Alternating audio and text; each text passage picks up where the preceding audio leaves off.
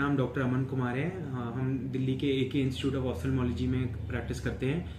तो हमें आजकल रोज़ ओपीडी में हर एज ग्रुप के पेशेंट्स जब हम डील करते हैं तो सबसे ज़्यादा आजकल डायबिटीज़, हाइपरटेंशन ये सब इतनी ज़्यादा बढ़ गई है सोसाइटी में, क्योंकि लाइफस्टाइल चेंजेस आ गए हैं, मोटापा, शुगर लेवल्स बढ़ गए हैं। उसकी वजह से आंखों में, जैसे किडनी में, हार्ट में जोर पड़ता है, सेम आंखों में ही जोर पड़ता है। उसकी वजह से खून की नाड़ियां बन जाती हैं, जिसकी वजह से ब्लीडिंग हो जाती है, आईज का पर्दा फटने का रिस्क हो जाता है, मोतिया कम एज में दिखने लगा है, काला मोतिया जो होता है ग्लोकोमा, वो बहुत प्रेशर बढ़ने लगा है। और हमेशा जब पेशेंट को ये पता चलता है तब तक काफ़ी लेट हो जाता है। तो फिर ट्रीटमेंट्स हैं आजकल, बहुत सारे ट्रीटमेंट्स, बट सर्जरी तक की तरफ हमें ज़्यादा जाना पड़ता है। तो पहले से ही अगर आप अपनी शुगर, बीपी, अपनी लाइफस्टाइल में ही अगर चेंजेस ले आएंगे कि खाने में आप परहेज रखेंगे, अपने शुगर के डॉक्टर को 6-6 महीने में दिखाते रहेंगे, उसी के साथ आईज की भी आपको फॉलोअप, अगर नॉर्मल जैसे डायबिटोलॉजिस्ट के पास आप जाएंगे, एंडोक्रिनोलॉजिस्ट के पास, सेम अपने पर्दे को चेक कराने के लिए, रेटिना को चेक कराने के लिए, अपने प्रेशर चेक कराने के लिए हर 6 महीने में अगर आप ऑफ्थल्मोलॉजिस्ट को विजिट करेंगे तो उससे हम प्रिवेंटिव वे में, हम अर्ली स्टेज में ही उस चीज को रोक पाएंगे और विजन पे इम्पैक्ट नहीं आएगा।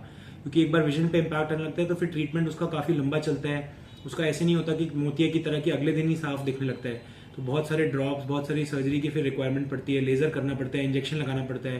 तो शुरू में ही अगर शुगर लेवल्स आपके कंट्रोल रहे, HbA1c जो 3 महीने की शुगर एवरेज बताता है, वो अगर आपकी 6-6.5 तक रहे, तो बिना दवाइयों के, बिना किसी इंजेक्शन के, बिना लेजर के ही वो आंखों की प्रॉब्लम आने ही नहीं देगा। किस एज ग्रुप में ज्यादा आइज की प्रॉब्लम बढ़ रही है सर? तो आजकल क्योंकि हर सारी पढ़ाइयां भी बच्चों की स्क्रीन पे आ गई हैं, सारी जो सारे कॉर्पोरेट्स में भी, सारे आप देख रहे हो काम भी सारा सब कुछ स्क्रीन में आ रहा है। तो यंगर एज ग्रुप में आजकल बहुत प्रॉब्लम बढ़ रही है। क्योंकि पहले जमाने में क्या होता था कि जैसे मोतिया आता था तो जब तक पकता नहीं था 65-70 के बाद तक, तब तक लोग आंखों के डॉक्टर के पास आते ही नहीं थे। बट आजकल बचपने में ही, क्योंकि इतना स्क्रीन टाइम बढ़ गया है, आउटडोर एक्टिविटी कम हो गई है, खाने का जो लाइफस्टाइल है वो बच्चों की चेंज हो गई है, और शुगर और बीपी भी यंगर एज ग्रुप्स में ज्यादा देखी जा रही है। तो इसलिए यंगर पेशेंट्स आजकल बहुत आ रहे हैं। दूसरा, ये जो भारी वजन है, जिमिंग का ट्रेंड बहुत हमारे कंट्री में ज्यादा रैम्पेंट हो गया। तो उसकी वजह से क्या होता है कि हैवी वेट्स की वजह से पर्दा क्योंकि कमजोर होता है, स्पेशली जिनका मायोपिया होता है, जिनका चश्मों का नंबर ज्यादा होता है, तो हमने बहुत ऐसे केसेस देखे हैं जिनका पर्दा फट जाता है, पर्दे में छोटे छोटे छेद बन जाते हैं, फिर उसका लंबा इलाज चलता है, उसकी सर्जरी करानी पड़ती है, उसमें लेजर करना पड़ता है, और विजन पे भी इम्पैक्ट आता है। तो ये सब चीजें प्रिवेंटिव वे में यही है कि हमेशा जब करें तो कोई भी झटका ना लगे, चोट ना लगे, कोई भारी वजन ना ज्यादा उठाएं, या फिर आंख पे जोर ना पड़े शुगर के कारण, बीपी के कारण। तो ये सारी जो प्रिवेंशन हैं अगर शुरू से लेके चलेंगे तो फिर बाद में जाके उसका ट्रीटमेंट ईजी हो जाता है और शुरू में वो चीज बीमारी रुक जाती है। आपके कहने का मतलब है जो वेट लिफ्टिंग होती है, जिम की एक्सरसाइज, उसका भी आंखों पे फर्क पड़ता बिल्कुल, है? वेट लिफ्टिंग हो गई, या फिर सप्लीमेंट्स आजकल बहुत ले रहे हैं, स्टेरॉइड सप्लीमेंट्स, उसकी वजह से यंगर एज ग्रुप्स में स्वेलिंग आने लगी है रेटिना में, या रेटिना में छेद बनने लगे हैं। तो ये सब बहुत बाद में जाके पता चलता है, क्योंकि विजन को इम्पैक्ट वो लेटर ऑन करता है। बट अगर बात विजन तक जा रही है तब तक मतलब लेट हो रहा है ऑलरेडी ट्रीटमेंट उसका। प्रोग्रेसिव लेंस को क्या अवॉइड कर सकते हैं? एक सर्टेन एज के बाद लोगों को लगता है कि नंबर बढ़ता ही रहता है, तो उसको कैसे अवॉइड करें? कुछ खाने पीने में या डाइट को लेकर हम कुछ इंक्लूड कर लें अपनी डाइट में? डाइट और चश्मों के नंबर का ऐसा कोई रिलेशनशिप है नहीं। बट हाँ, अगर आप अपनी 40 के बाद तो नियर का नंबर आने ही लगता है, तो प्रोग्रेसिव जो ग्लासेस होते हैं वो हम जनरली उनको देते हैं जिनको पूरे दिन के लिए ग्लासेस चाहिए होते हैं कि दूर का नंबर भी मिल जाए और पास का नंबर भी मिल जाए। तो जिनका नियर वर्क ज्यादा होता है, जैसे रीडिंग या फिर स्क्रीन टाइम ज्यादा होता है, प्लस उन्हें ड्राइविंग का भी है, तो फिर उनके लिए प्रोग्रेसिव ग्लासेस होते हैं। बट डाइट में अगर हम अपने विटामिन ए हो गया, या फिर ग्रीन लीफी वेजिटेबल्स हो गई, नेचुरल एंटीऑक्सीडेंट्स जैसे walnuts, almonds, blueberries, papaya seeds, ये सब चीजें अगर इनकॉर्पोरेट करें तो हाँ, अपना आंखों का पर्दा हेल्दी रहता है लंबे टाइम तक। जो डीजेनरेटिव चेंजेस होते हैं एज के साथ, वो चीजें रिस्ट्रिक्ट हो जाती हैं। बट हाँ, ऐसे कोई चीज नहीं है जिससे नंबर हम कम कर सकते हैं। बट वो चीजें हैं कि अगर शुरू से प्रिकॉशन लेके चले ये सब, तो फिर हाँ, बाद में जाके और आइज की प्रॉब्लम नहीं बढ़ेगी।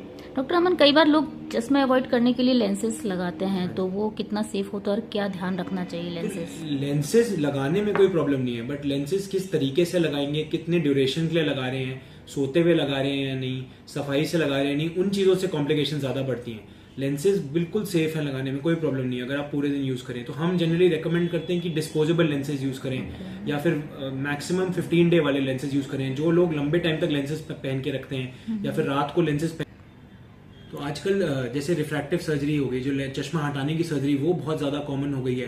बट ये कोई नहीं बताता कि उसकी वजह से कॉम्प्लिकेशन कितने बढ़ते हैं, क्योंकि सारी जो चश्मा हटाने की सर्जरी है एक तो टेम्पररी होती हैं, आपके 38, 39, 40 तक चश्मों का नंबर वापस आ जाता है। दूसरा, उसके साथ ड्राई आई बहुत हो जाती है, आंखों में बार बार ड्रॉप डालनी पड़ती हैं, आंखों का ब्लिंकिंग रेट ज्यादा बढ़ जाता है, तो फिर पेशेंट को प्रॉब्लम होती है।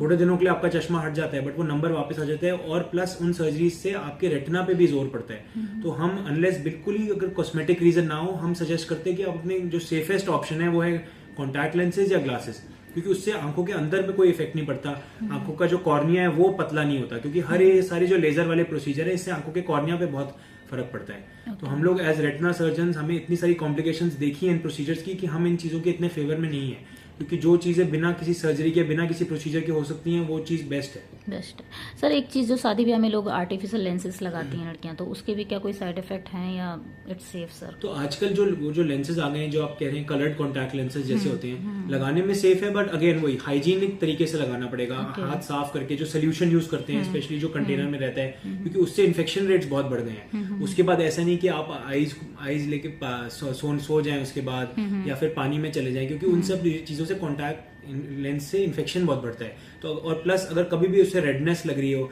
या कोई डिस्चार्ज आ रहा हो, या कोई स्टिकीनेस हो रही हो, तो उस टाइम कॉन्टैक्ट लेंस को निकाल के डिस्कार्ड कर दें, क्योंकि उसका मतलब इन्फेक्शन हो रहा है। एक आई सर्जन होने के नाते आप मैक्सिमम स्क्रीन टाइम कितना हो कि जो सेफेस्ट हो? ठीक है, आजकल ये बताना तो बहुत मुश्किल है क्योंकि सारा काम स्क्रीन पे ही हो गया है, बट एक चीज है कि हम जैसे 20-20-20 रूल बोलते हैं कि हर 20 मिनट में 20 सेकंड के लिए अपने आईज को रेस्ट दें 20 फीट डिस्टेंस देख के, तो उससे आईज की मसल का जो स्ट्रेन है वो कम हो जाएगा। दूसरा, जो ज्यादा टाइम के लिए स्क्रीन देखते हैं उसका ब्लिंकिंग रेट बहुत कम हो जाता है, तो उसकी वजह से ड्राइनेस बढ़ जाती है। तो हमेशा आईज को फ्रीक्वेंटली ब्लिंक करते रहें। आर्टिफिशियल टीयर्स बिल्कुल सेफ हैं, प्रेजर्वेटिव फ्री हैं, वो यूज करते रहें। उससे क्या होगा कि जो आईज की नमी है, जो आगे का कॉर्निया लेयर होता है, वो सेफ प्रोटेक्टेड रहता है। दूसरा, स्क्रीन से बीच बीच में रेस्ट लेते रहें, ऐसे कांस्टेंट 3-4 घंटे स्क्रीन टाइमिंग, उससे ज्यादा इफेक्ट पड़ता है। उससे चश्मों के नंबर पे भी इम्पैक्ट आता है कि इंड्यूस्ड मायोपिया उसे बोलते हैं, कि मसल स्ट्रेन हो जाती हैं, तो उससे नंबर भी बढ़ जाता है, हेडेक होना शुरू हो जाता है। तो ये बहुत सारे ऐसे यंगर पेशेंट्स आते हैं जो हेडेक की कंप्लेंट करते हैं, क्योंकि लंबे टाइम तक वो स्क्रीन यूज करते हैं। ओके, थैंक यू डॉक्टर अमन, इतनी